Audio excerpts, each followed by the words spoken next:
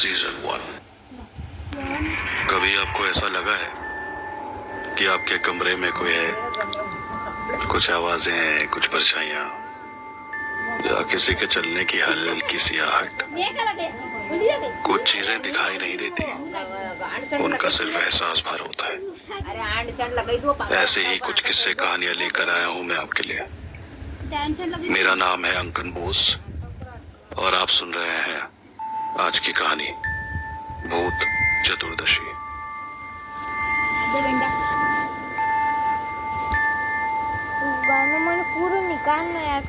हल्दिया पश्चिम बंगाल का एक छोटा सा प्रांत, जिसके गर्भ में छुपी हैं कुछ दहला देने वाली चीखें और खून से सनी हुई एक ऐसी कहानी जिसका जिक्र करने से भी लोग डरते हैं।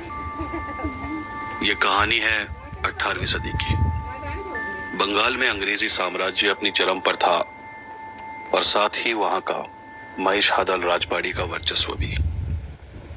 पूरे बंगाल में वहां के राजघराने के चर्चे थे और शान ऐसी कि अपनी आंखों से ना देखो तो यकीन ही ना हो। आज भी लोग कहते हैं कि वहां की नृत्य और संगीत से पूरा महल गूंज उठता था। ऐसी ही एक शाम दरबार सजा हुआ था और शराब और संगीत में सब डूबे हुए थे। दरबार के बीचों बीच लगे झूमर की रोशनी में नहाए हुए उस दरबार में किसी चीज की कोई कमी ना हो, इसका पूरा ध्यान रखा गया था।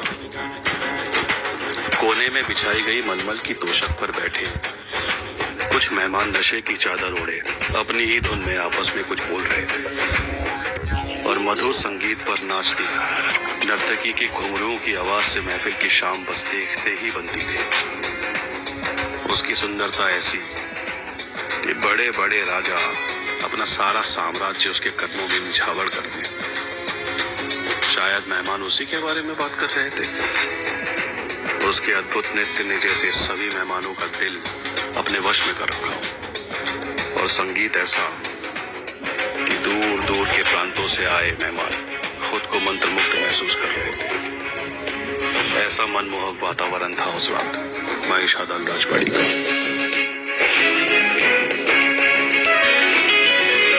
सब कुछ सही चल रहा था कि अचानक से किसी के चीखने की आवाज से सब दहल गए। ऐसा लगा मानो सारा नशा एक में मौजूद सैनिक तुरंत उसकी ओर दौड़े।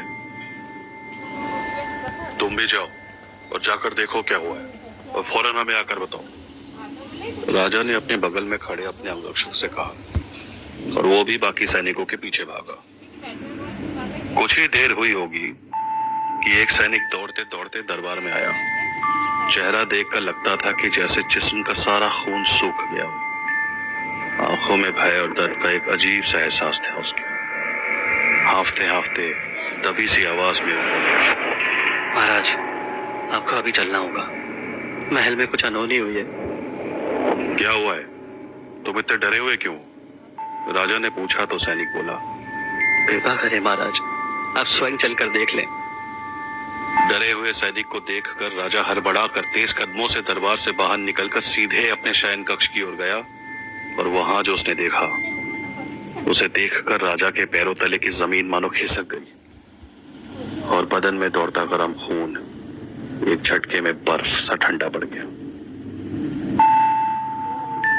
पूरा बिस्तर खून से सना हुआ था और उस पर राजा के 5 महीने के बेटे के शरीर के टुकड़े पड़े थे और बिस्तर के बगल में बेहोश पड़ी रानी को दासियां होश में लाने की कोशिश कर रही थी। ऐसा भयानक मंजर किसी ने सपने में भी ना देखा होगा।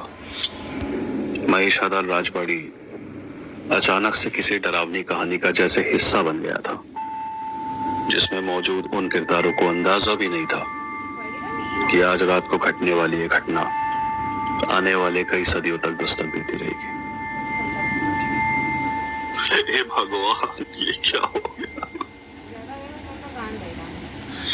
राजा अपने घुटनों के बल गिर गया और सिसक सिसक कर रोने लगा। लेकिन कुछ ही पलों में उसका दुख गुस्से में बदल गया। पूरे महल को बंद कर दो, कोई बाहर नहीं जा पाए और गुरुदेव को तत्काल यहाँ लेकर आओ। गुस्से से भरी लाल आंखों से घूरते हुए राजा ने अपने अंगरक्षक को आदेश दिया,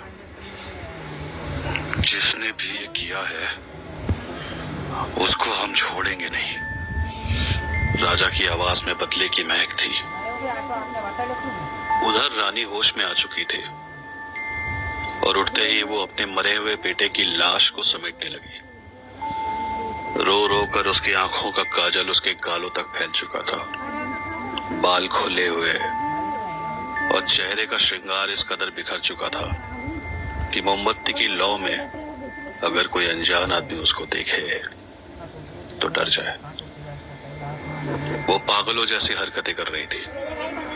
अपने बच्चे के टुकड़ों को अपने गोद में रखकर उसे अपने हाथों से सहलाते हुए वो बिस्तर पर बैठे लोरी गाने लगी, जिसे देखकर आसपास मौजूद लोग भय से अपनी जगह पर जम गए थे। यहाँ तक कि गम में डूबे हुए राजा भी इतना घबराया हुआ था कि वो चुपचाप खड़े होकर बस एकटक रानी को देखता जा रहा था। स्वर्णलता, होश में आओ, ये क्या कर रही हो तुम? राजा उसको झंझोड़ते हुए बोला। रानी टेढ़ी नजरों से राजा की ओर देखते हुए